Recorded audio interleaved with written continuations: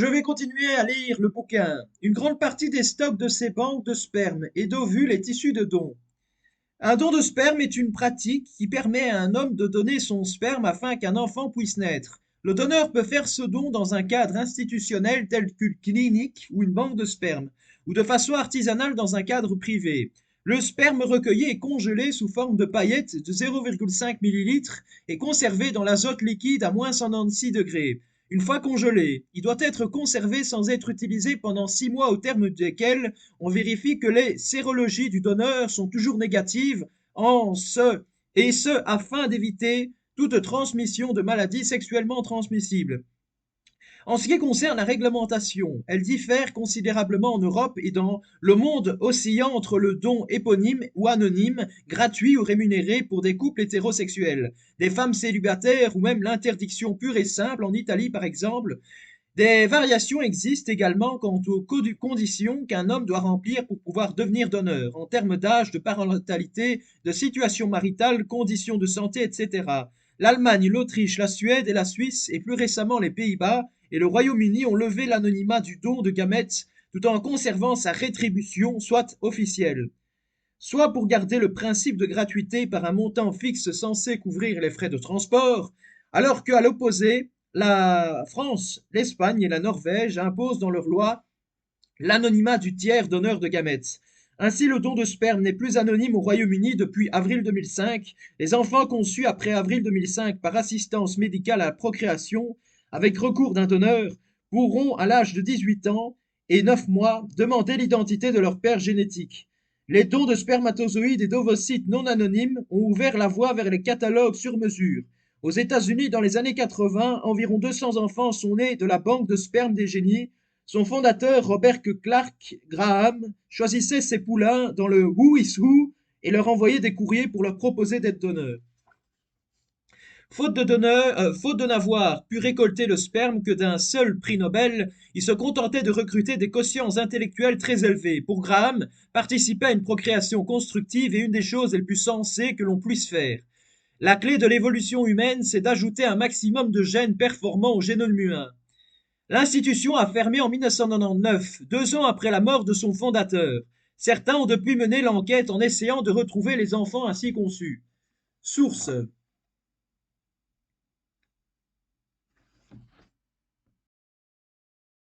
Nolwenn Le Blevenec, l'histoire de la banque de sperme pour prix Nobel et de ses bébés. L'Obs, 21 novembre 2016. Parle de dons à propos des gamètes pose un problème énorme. Comme ils sont retirés du corps des personnes bien vivantes, on ne peut les traiter comme on le fait avec des objets meubles que l'on donne à quelqu'un, ni les assimiler au don de son temps, de son amour. Pour une meilleure acceptation des dons issus des corps, la langue a créé les termes de donneur et de receveur. C'est sous ces dénominations que se pratiquent les dons en médecine, sous condition que la santé ou la vie du bénéficiaire le nécessite. Que ce qui est prélevé sur le corps d'une personne vivante ne lui porte pas préjudice tant en ce qui concerne sa santé que sa liberté, car les prélèvements par violence, contrainte et trafics existent, et que les intéressés y consentent de manière libre et éclairée. Le sang, le sperme, les ovocytes et les embryons sont classés comme des éléments et produits du corps humain. On voit que par là que la donnabilité des gamètes assimilée à celle du sang repose sur le fait qu'ils sont séparables du corps d'une personne du moment qu'elle est consentante. Le numéro 1 mondial du stockage et de la vente de sperme et d'ovules est la société Cryos International.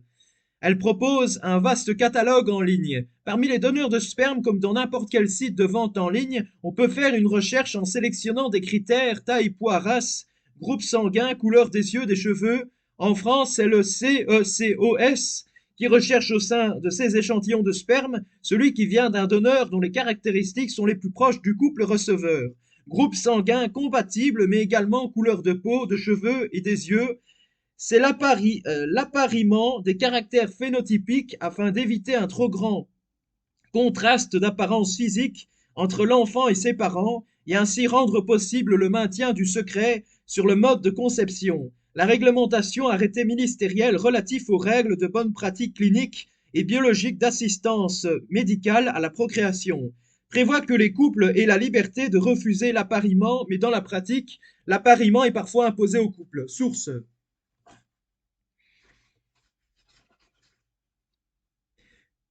Voilà, j'ai aussi dans, dans l'ancienne source que je vous avais dit, j'avais oublié de vous noter, de vous parler du lien internet. Nouvelobs.com. Maintenant, la source. Association don de gamètes solidaires, l'appariement imposé à des couples noirs au CECOS. De Tours. Archive. Don de gamètes-solidaire.fr. 22 novembre 2020.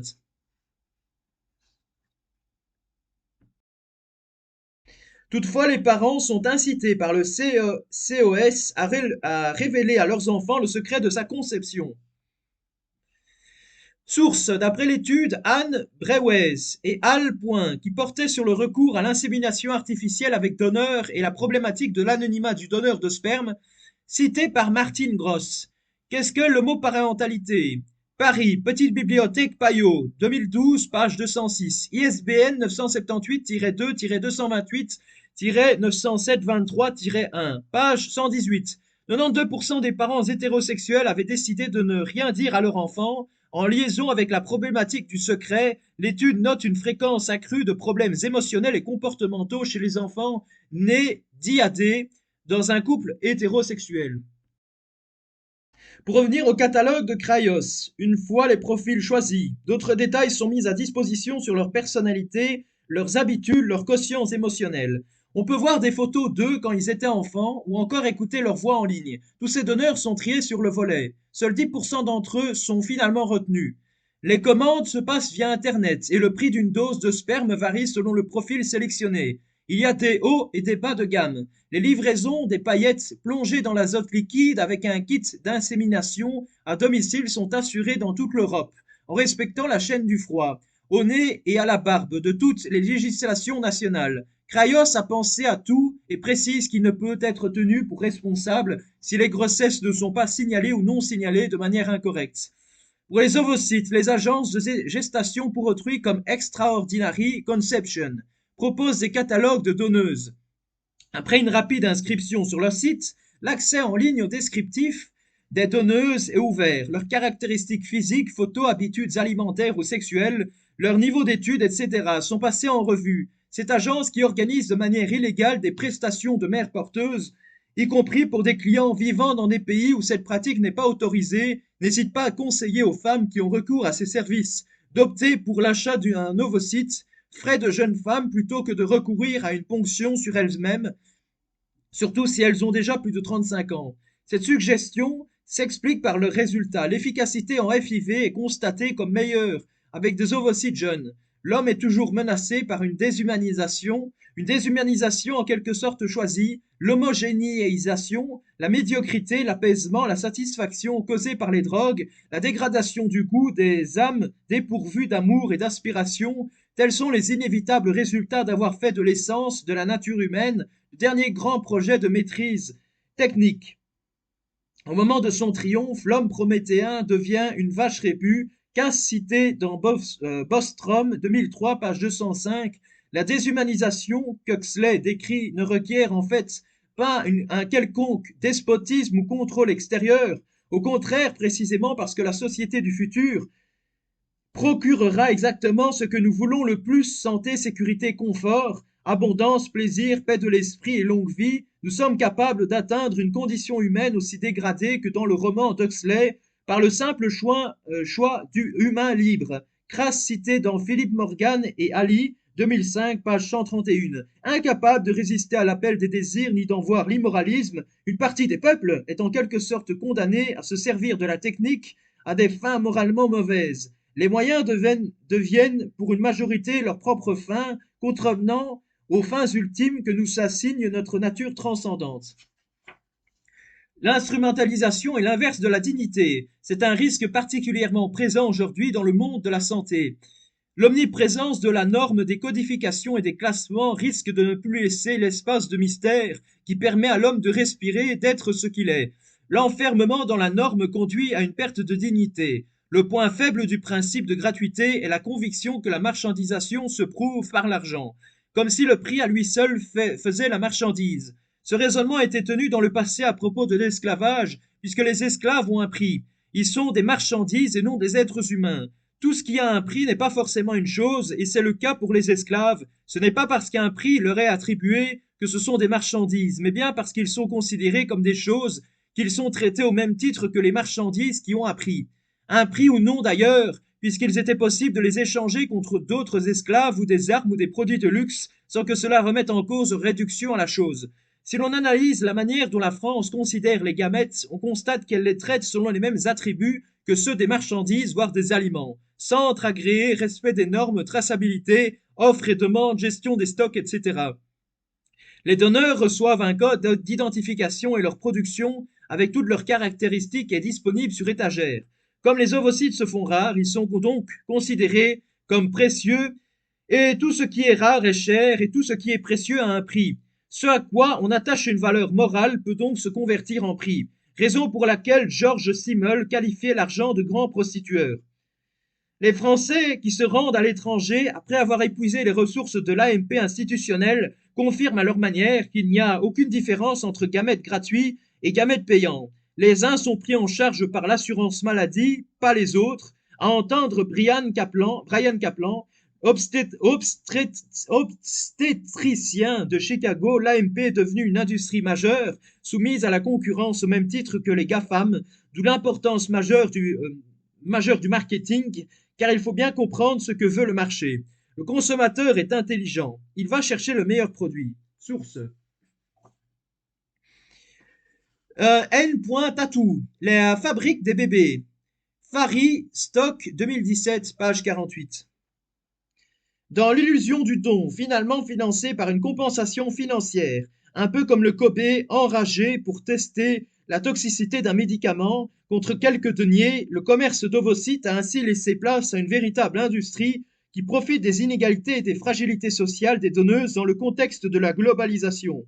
Par exemple, le don d'ovocytes attire aux États-Unis principalement de jeunes étudiantes qui voient dans la compensation un moyen de financer leurs études. Source. Documentaire produit par The Center for Bioethics and Culture. Exploitation the Infertility Industry as a Dirty Little Secret, 2011. Dans l'illusion du don, finalement financé par une compensation financière, un peu comme le Kobe, engagé... en plus, c'était pas un Kobe enragé, c'était un Kobe engagé. Bon. Voilà, je suis un peu fatigué, en plus j'ai relu le même passage. Voilà. Recrutés par des entreprises telles la Beverly Hills Egg Donation, les donneuses se doivent d'être jeunes, jolies et en bonne santé. La compensation de départ s'élève à 7 000 $, mais elle peut varier en fonction du nombre d'ovocytes recueillis et des caractéristiques de la donneuse. Source. bhed.com. Afin de limiter le malaise lié à ce commerce, l'entreprise reprend une rhétorique altruiste, la transformant dans le champ du don biologique. Pour votre temps, votre énergie et votre engagement, vous recevez une double compensation par un paiement financier et par le sentiment d'accomplissement que vous ressentez à l'idée d'aider à former une famille. Source. Become a Donor, bhed.com.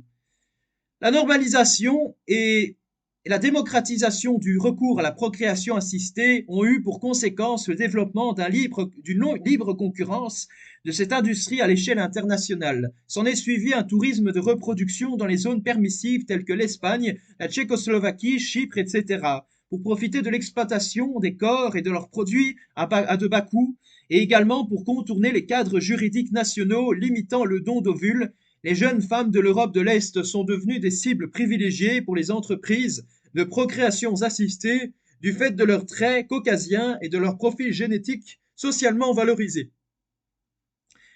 Face à la souffrance des couples stériles et à leur désir d'avoir un enfant, dans la continuité de l'AMP, c'est la gestation pour autrui, GPA, qui a fait grand bruit. S'interroger sur la légitimité de la législation de cette pratique ne remet pas en cause les souffrances vécues par ces familles ne pouvant avoir d'enfants. Mais les bonnes intentions ne peuvent occulter les problèmes posés par la gestation pour autrui si le désir de donner sens à sa vie grâce à la procréation se heurtait hier à la limite infranchissable de l'infertilité dite sociale inhérente à la relation homosexuelle. Ce désir s'avère aujourd'hui réalisable grâce à la technique. Certains estiment que la transcendance s'exprimerait dans le désir.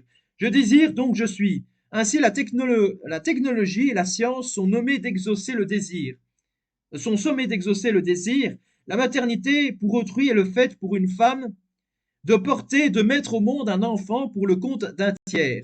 On distingue deux types de mères porteuses. Lorsque l'ovocyte de la mère porteuse est fécondé par insémination artificielle ou naturelle, celle-ci est génitrice et gestatrice. On parle de procréation pour autrui. Lorsque la mère porteuse accepte de porter un embryon fécondé in vitro qui lui est transféré, elle est uniquement gestatrice. On parle de gestation pour autrui, GPA. La gestation pour autrui est une exploitation du corps humain, de ses ressources. Ce marché présente des points communs avec celui du sexe. La fonction de mère porteuse consiste pour une femme à mettre ses organes reproductifs à la disposition d'un autre genre de client appelé parent d'intention, intended parents, par les tribunaux californiens. Voilà, à très bientôt pour une prochaine vidéo.